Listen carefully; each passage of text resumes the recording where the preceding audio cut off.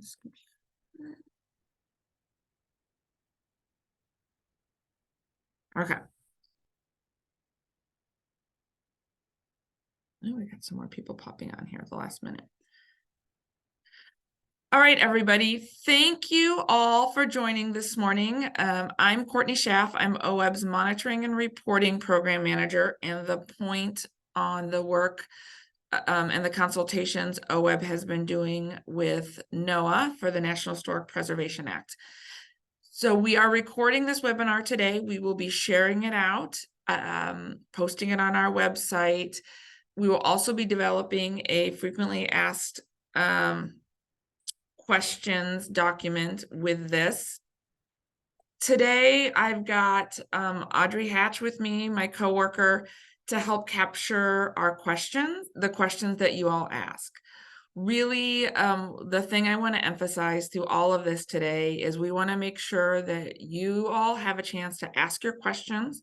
We capture your questions. I can't guarantee we will have answers to all of your questions, but we do want to make sure we capture them so that we follow up as we continue through this process. I have a PowerPoint I'm going to go through. I am going to bring it up on my screen here shortly, but and you're all muted as you come in, but this you can unmute yourself, you can raise your hands, you can put questions in the chat box. You don't feel like you have to wait till the end of the presentation to ask questions today. Feel free to raise your hand at any point in time, put a question in the chat box. Audrey's helping me monitor that since I have the PowerPoint up and I might not see it. But please ask your questions. The one thing I want to achieve today is make sure we get all of your questions, we get them captured correctly so that we can follow up. So whether that means you put them in the chat box or you ask it and Audrey makes sure she captures it, we just really want to make sure that we get all of your questions today. All right, so now I'm going to bring up my, this. All right, Audrey, can you see it? Great. Makes it really well. All right, and now we have to advance. Okay. So as I just said a few minutes ago, the purpose of this webinar today is to give OWEB's applicants information on the forthcoming National Historic Preservation Act requirements. These requirements are going to take effect around July 2024. We don't have an exact date yet. And the reason we're doing this now is to help our applicants prepare for these new requirements. So today I'm going to go through some background on why we're doing this, what implementation is going to look like, who is impacted by these new requirements, how you can prepare as applicants, and OWEB's next steps. At the end of this webinar, we'll be posting the recording and working to develop a frequently asked questions document that will get posted on our website. In addition, since this is an ongoing process, we will continue to provide updates to applicants through GovDelivery, through the website we've created, and when we have significant new information, we'll also host future webinars. I should also acknowledge that as OWEB has been working through this process, Ken Fetcho, OWEB's Effectiveness Monitoring Specialist, and Tribal Liaison, and Eric Williams, the Grant Program Manager, have been working with me as we have worked through this whole process. First, many of you probably know OWEB receives 1/3 of its funding from the Pacific Coastal Salmon Recovery Fund, or PCSRF, or PACSRF if you live close to Washington. These are federal funds. States can apply for these funds for projects that provide measurable benefit to anadromous salmonids and their habitat.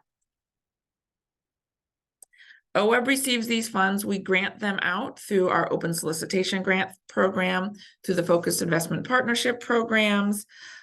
We provide some of these funds to ODF&W for monitoring, for the Fish Passage and Screens program, and some of these funds go to OWEB staffing. So who's eligible for PCSRF funding to apply? These are the states of Alaska, Washington, Oregon, Idaho, California, Nevada, and federally recognized tribes or tribal consortiums within these states. This is just a little graphic about how the fund distribution works.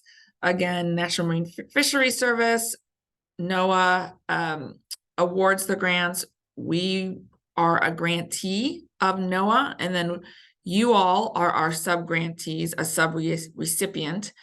Tribal consortiums can apply for the funds. They grant the funds back out, and then also tribes can apply directly to the PCSRF grant program. Okay, so what is this Section 106 National Historic Preservation Act stuff? I'm going to clarify all of this.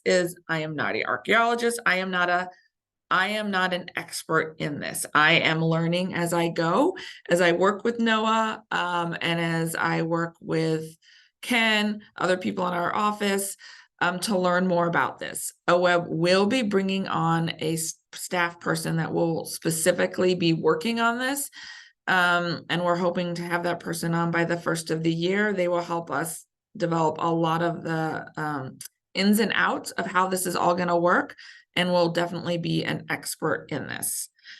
But this is actually a slide directly taken from NOAA that we've been working with, and it describes what is an undertaking. Essentially, it's an action that can have a direct or indirect effect.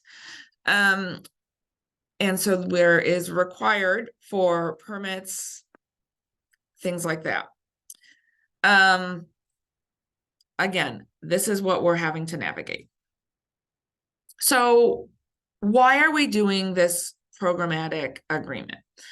So essentially, NOAA is granting federal funds to us. We are not identifying in our application to NOAA what all of the individual projects are. Essentially, we get a grant from NOAA, we then grant out to you. So NOAA, as the federal entity, is not able to ensure compliance with Section 106. So they are delegating that to OWEB, or parts of that to OWEB as their grantee. So by having a programmatic agreement, it helps us avoid duplicative review, helps create efficiencies when there is no effect, and tries to get a lot of upfront negotiations and agreements done so that we can move projects through the process in a more efficient and effective way. So what have we been doing? So back in 2021, OWEB and NOAA began initiating these conversations. Then in the fall of 2021, NOAA asked for who wanted to consult on the programmatic agreement in Oregon. So that's when we officially started these consultations. OWEB and NOAA actually meet monthly. Ken and Eric Williams and I meet with NOAA staff monthly to talk about the drafts, questions, concerns, and how do we keep this process moving forward. Knowing that a part of this is we're going to be encouraging grantees to think about how to include costs for cultural resources work and permitting in technical assistance applications. With this in mind, as well as other considerations, OWEB did eliminate the cap on technical assistance applications in July of 2023. And then now in September, we're beginning to communicate with our applicants so folks know what is coming down the pipeline and can prepare when they're submitting applications this fall and in future applications. We don't know exactly when the programmatic agreement will be finalized yet. We are looking at, that says 1 of 2024, ongoing implementation, but the programmatic agreement will not take effect before July of 2024. It won't take effect until we get until July 2024. We know that for sure. So we still have quite a bit of time to work through questions and finalizing this and communicating out to all of you. Okay, who's impacted? What does implementation look like? So projects that are funded, regardless of when the application was submitted, after the programmatic goes into effect, July 1st, 2024. So that means if you submit an application in the spring of 2024, but is not funded until after July 1st of 2024, it will be impacted by the programmatic agreement. It is for projects that are funded by PCSRF. That's a pretty clear nexus that I'm hoping all of our applicants will understand pretty easily. The piece that is different and new is that all projects that OWEB uses to meet our 33% match requirement for our PCSRF grant will also have to go through this process. So how do I know if my project is impacted? So if your project falls within the recovery domain boundary, I'll be showing you the map next, and it's also on our website that we've developed. So if your project falls within that boundary and the activities proposed in the application fall on one of the two lists of screened exemption or requiring the full 106 review, then your project may be impacted. This is the map that's also on our website, so you can look to see if your project may be impacted by these new requirements.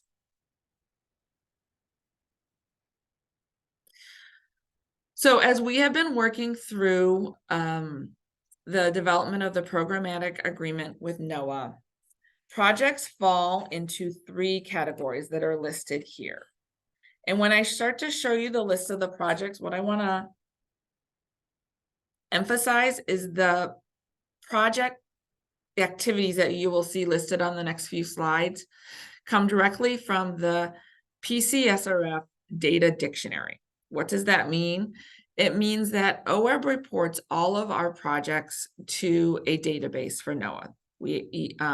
We have two staff that work to do that. Those are all the metrics we're always collecting and asking questions from you on.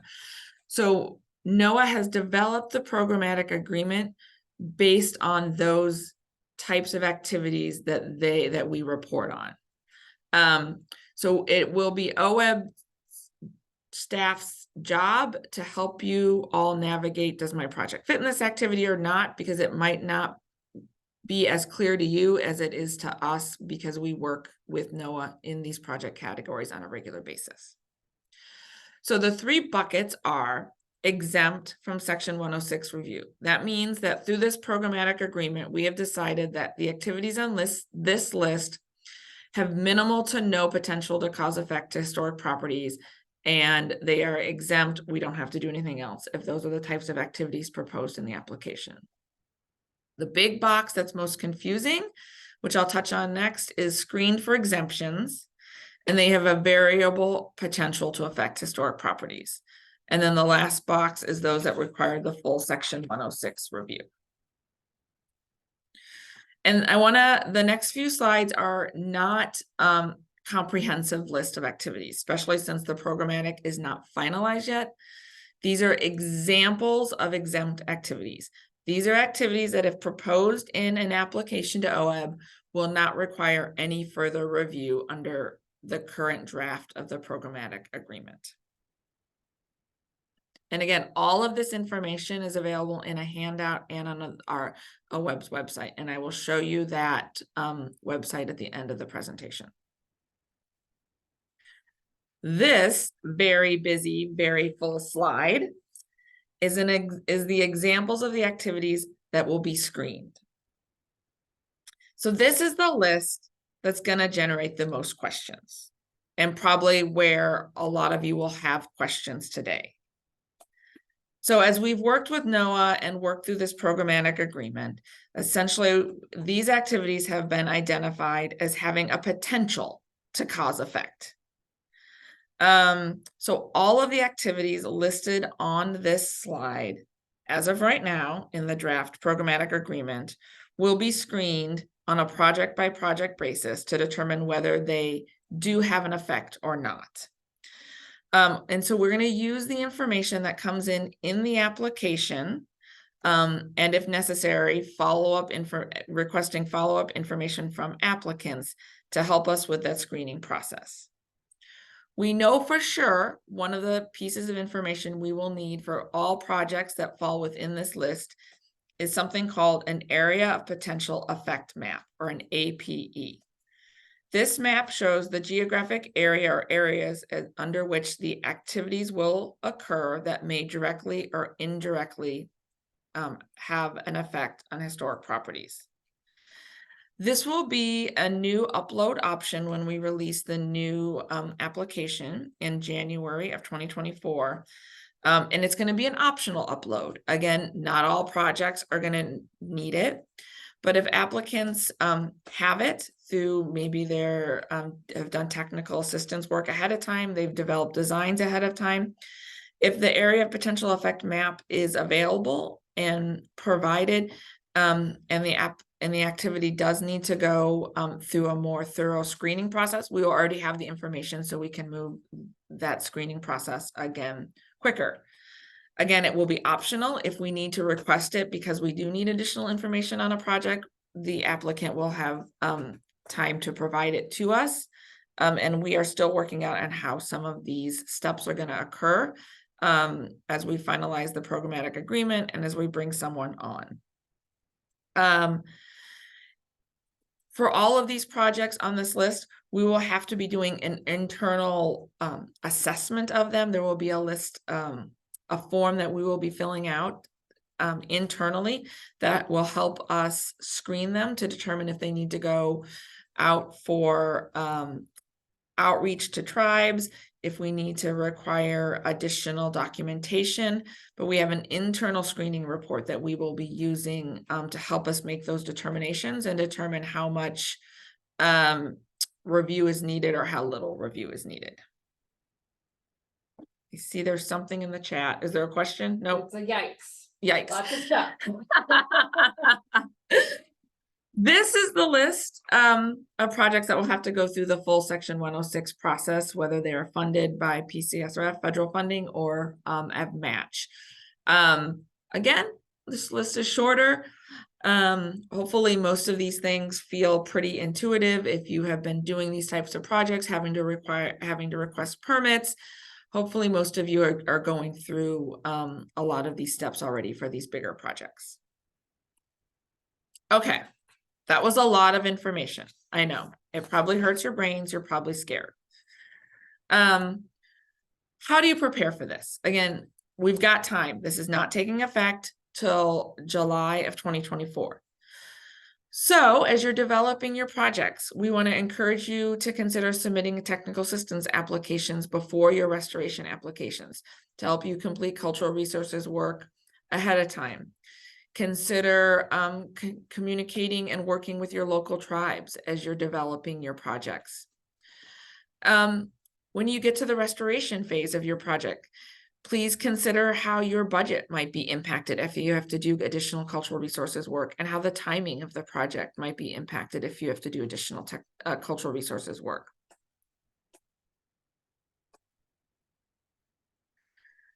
So OWEB is continuing to consult with NOAA on the finalization of the programmatic agreement. They're also consulting with other state agencies, federal agencies, and Oregon SHPO. As I said earlier in the presentation, OWEB will be hiring a staff person that is on point for this. We will be hiring an archaeologist to lead the implementation of this programmatic agreement. We hope to advertise for that position later this fall, early winter, and have them on early 2024. We want to continue to hear from you to find out what your questions are, try to get answers to them either immediately or in the future as we continue to flesh out what this process looks like. And we really the reason we're getting this information out to you early is we want you to begin designing your projects with these future requirements in mind, either through submitting technical assistance applications or ensuring that your restoration applications are adequate or have adequate timelines and budgets to deal with this. And we recognize that you might put a line item for cultural resources and not knowing how much it might cost. And as you know, we will work with you and we will reimburse for actual expenses, but budgeting for potential cultural resources work will ensure that your budgets don't fall short. And there's a question in the chat on that lines. all right. Let me read it. Should we include funding for 106 review in our technical assistance budgets if any project activities are listed on the screened list?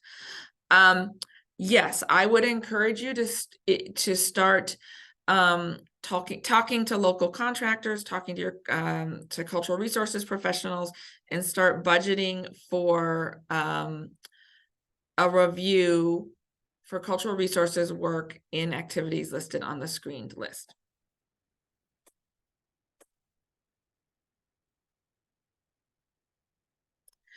The next question is, will OWEB fund cultural resources work for projects funded prior to July? Oops, it jumped. Trying to read these questions prior to July 2024, even though it's not yet required. Yes, because if you, yes, OWEB has always eligible activities is cultural resources work under our grants. That has always been an eligible expense.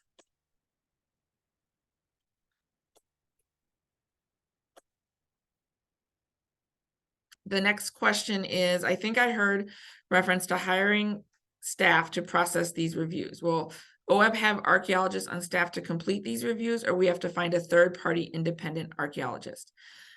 Thanks, Jeff, for the question. You will, for your projects, you will need to contract with an archaeologist if it's needed.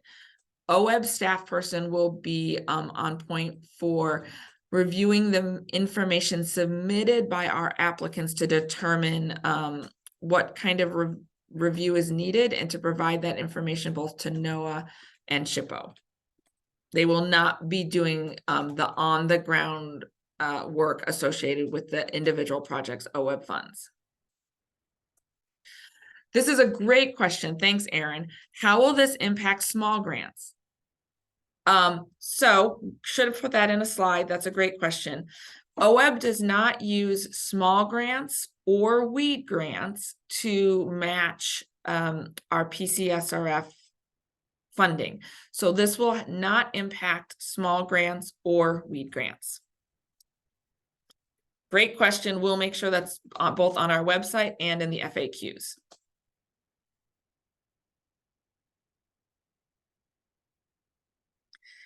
Kyle, I think I just answered your question about small grants. Again, to reiterate, this will not impact small grants or weed grants. Take a big breath, those of you. Yay! Hearing lots of the small grant questions. Sorry that I wasn't clear on that earlier. All of you that were worried about that, take a big deep breath. Other questions?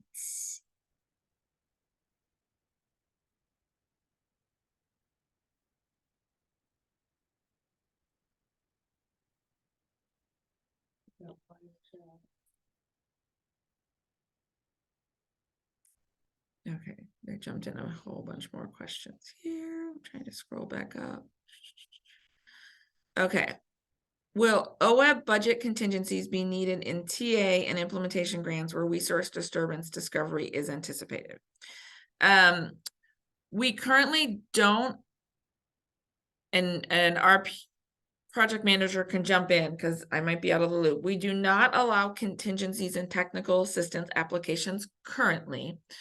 We do allow contingencies in restoration applications.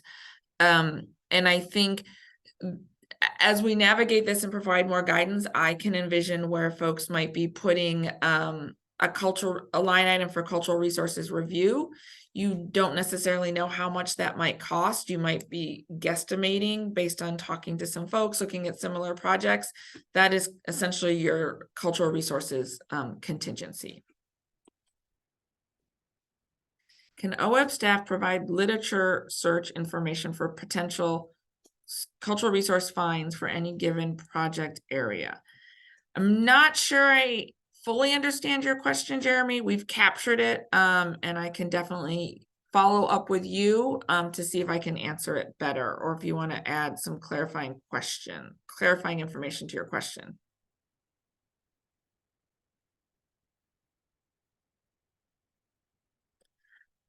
If the programmatic determines that we are working in a likely area for cultural resources, will OWEB consider providing more money for inadvertent fines and monitoring? So OWEB does not have a mechanism after we've awarded a grant to provide additional funding after the fact.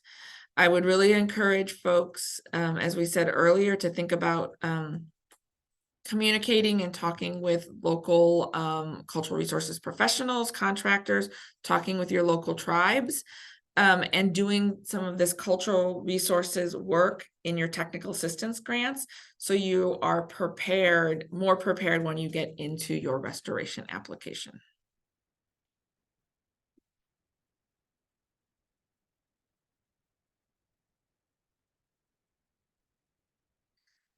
What about small grants that need permits? They need cultural review to receive DSL or Army Corps of Engineer permits.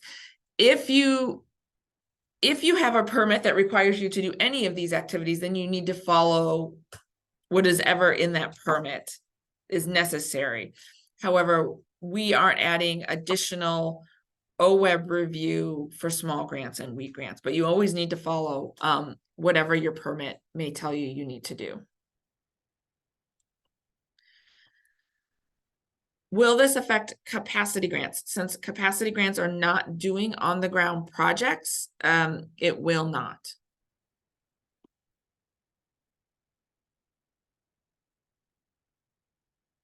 Are there good resources to create an area of impact map? We will be posting on our website examples of area of potential effect maps, but you can generally do them with ArcPro and Google Earth. It's just providing specific identifiers for different areas and where work is going to happen, and we will be providing examples of those on the website and in the frequently asked questions.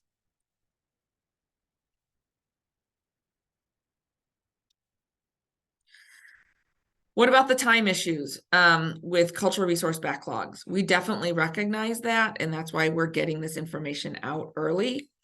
Eric Williams and I and Ken Fetro and I are still working to see how this all process is going to work out when it comes to boots on the ground. And we are brainstorming different ways to help keep projects moving forward while meeting the intent of the programmatic agreement. So we will continue to take into consideration timing and backlog and how to make all the puzzle pieces fit together to keep projects moving forward and happening on the ground. So I don't necessarily have an answer to that question yet, but it's definitely something we are thinking about and we are considering.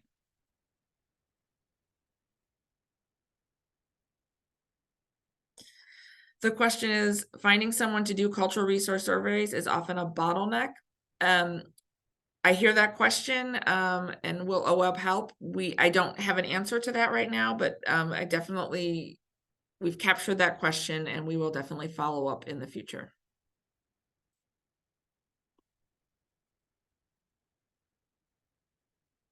Will there resources be made available, such as a directory for local archaeologists?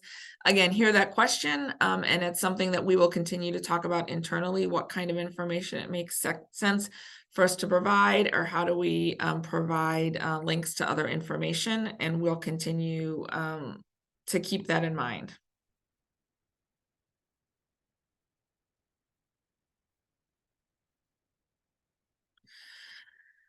Great question. The definition of the area of potential effect is vague and has led to some widely variable interpretation that has increased the Section 106 scope. We will have a clear definition at the conclusion of the programmatic agreement, and that will be out there so folks know what the target is and it's not a moving target.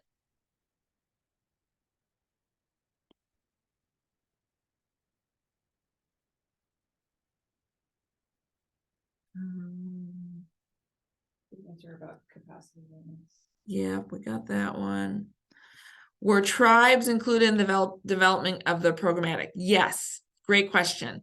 So they are some of the consulting parties, and in Oregon, the NOAA has engaged with all but one of the tribes. All but one of the tribes have provided input and have been consulted on this programmatic agreement.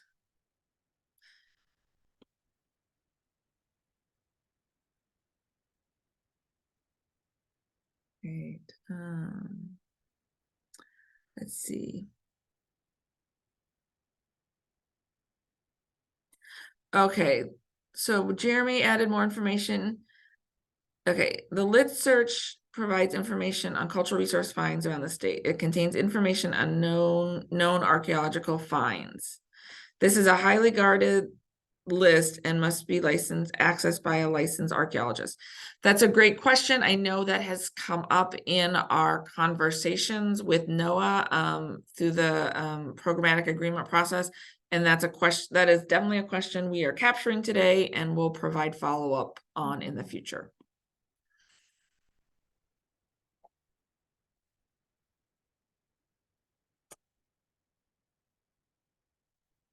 So here's a question. Is there any way an applicant will know if this project will receive these funds, PCSRF funds? So the piece that I want to emphasize here is if the project falls within the scope of the map that we showed earlier and is on one of the second or third list, essentially it could be either funded with PCSRF funding or we could use it as match. To meet OWEB's 33% match requirement. We will do our best to, as we build out this process, to be communicating to applicants to let them know if they are receiving federal funding or being used as match. But essentially, applicants should assume that if they fall within that geographic boundary and they are doing one of those lists of projects, that they need to comply with these new requirements. But it's a great question, and we will continue to meet internally to figure out how, essentially we are continuously trying to figure out how to reduce the burden on all of you for this.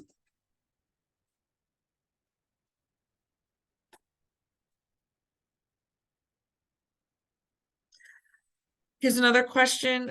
For a project using both BPA and OWEB funds, the screening for section 106 consultation will occur twice, once by each funding entity. Is that correct? No, once.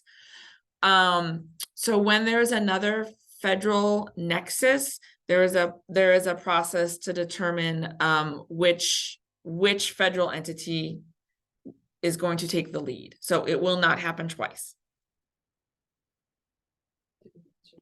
Are you noxious weed grants? Small grants and weed grants, this will not affect small grants or weed grants.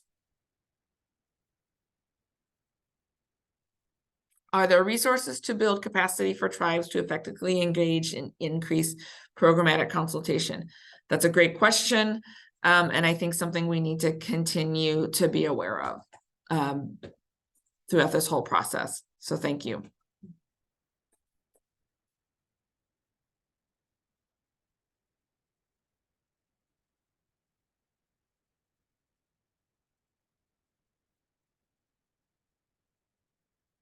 What are the next? I lost that one.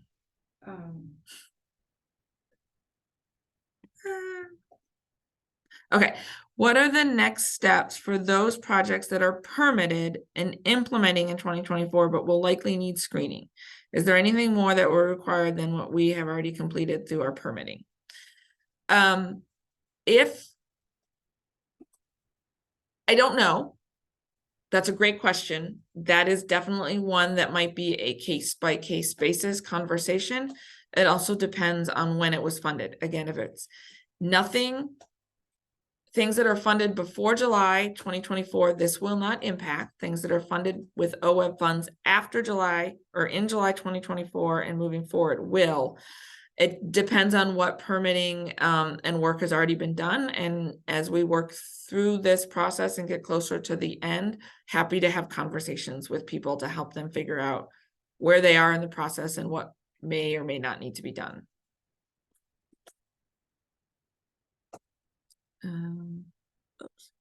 Should we start with our OWEB project manager or someone else at OWEB? Right now, I am the person at OWEB that's answering these questions. And again, someday we'll have someone with more expertise. So I'm doing my best and happy to do my best to answer questions. Let's see here. Can tribal consultation be a cost for an OWEB application? Yes.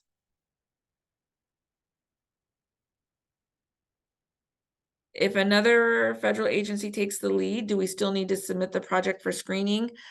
That the project, when you submit your application, OWEB will, the grant application, OWEB will be screening them all to decide what category they fit into.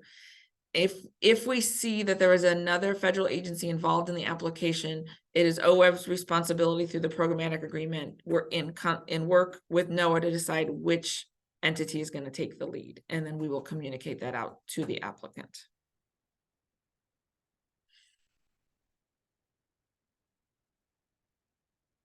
Other questions? This is a lot. You guys are doing great. You're asking good questions. I have a clarifying question. Okay. Last one, Courtney. So the determination for based on the application will happen on a project by project basis. The determination of which agency would take the lead. Correct. Okay. Yes.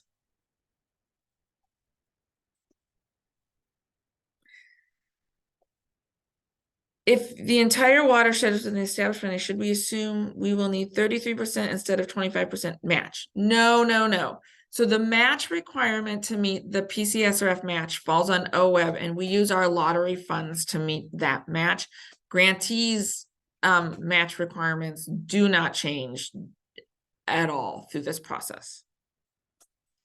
Can tribal consultation be counted as match in an OWEB application? Again, yes. If you are doing consultation on the project that is proposed in the application, definitely. Did I answer the match question, Ryan? Hopefully I did. Your match requirements are not changing through this process at all. I don't want anyone to get confused on that.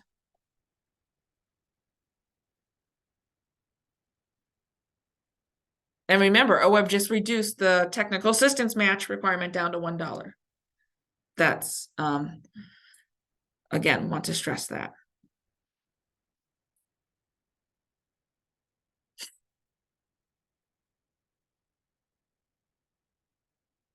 I want to emphasize that this is a lot, and OWEB wanted to get this information out to all of you early,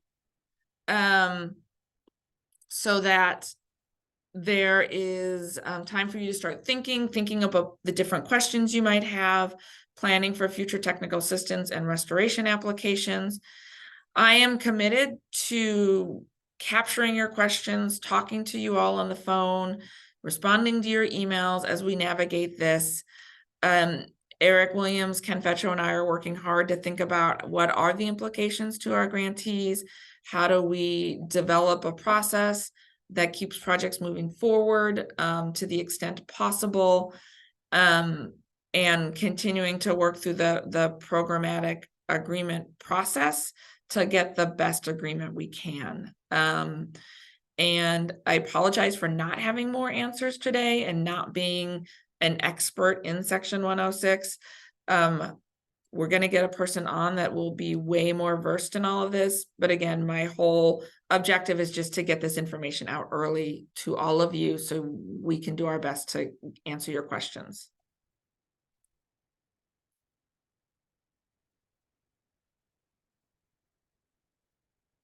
There's a couple of clarifying. Okay. So one question is, because the cultural resources process can be iterative, more survey, screening, monitoring during implementation may be required depending on what is found in each step. How do we budget? Do we just budget for the highest anticipated cost? At this point in time, that's what we're going to have to encourage people to do, and we still need to continue to talk and have conversations internally about how this is going to play out as we continue to move forward. And again, why we are encouraging cultural resources work to begin under technical assistance applications, so folks can then apply for restoration applications and continue to budget for additional work that may be necessary. Can you clarify again how projects ready for implementation in 2024 or in final stages will need to use this?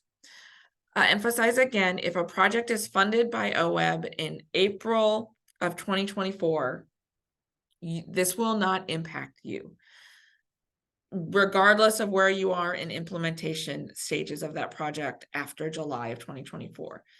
If this project is not funded until after July of 2020, if a project is not funded until after July of 2024, then regardless of where that project is in its implementation phases, it will have to comply with this programmatic agreement. Joan, I'm not sure if I 100% got at your question, but that's the lens we're using right now as we move through this process.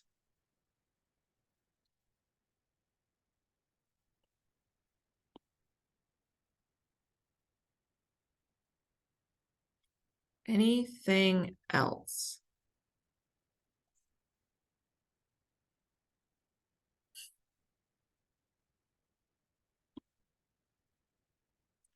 Can't see any of your faces. Not that I would expect to see any of your faces today. Hi, Jeremy, but this was a lot. And I'm really thankful that so many of you showed up, asked so many questions today. And again, OWEB is just really committed to capturing your questions, developing FAQs, providing information as we have it to all of you as we work through this process.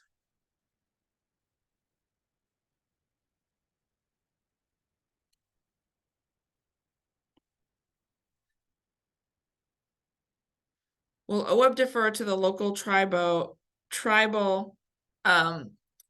TIPO if there's a disagreement with the programmatic determination?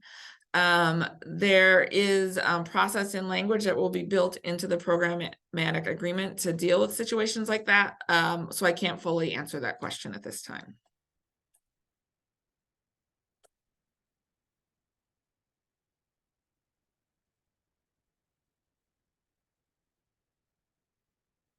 Other questions?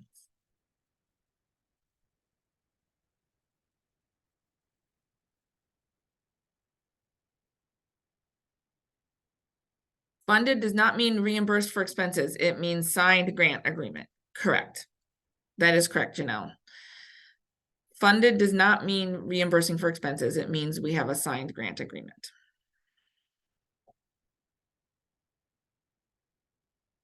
These are great questions that we will build into our FAQs. So thank you.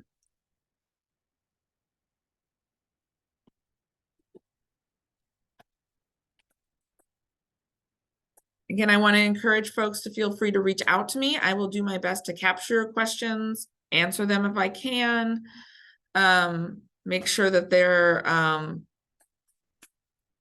we are considering them as we move through the rest of this process. And I don't have anything else right now.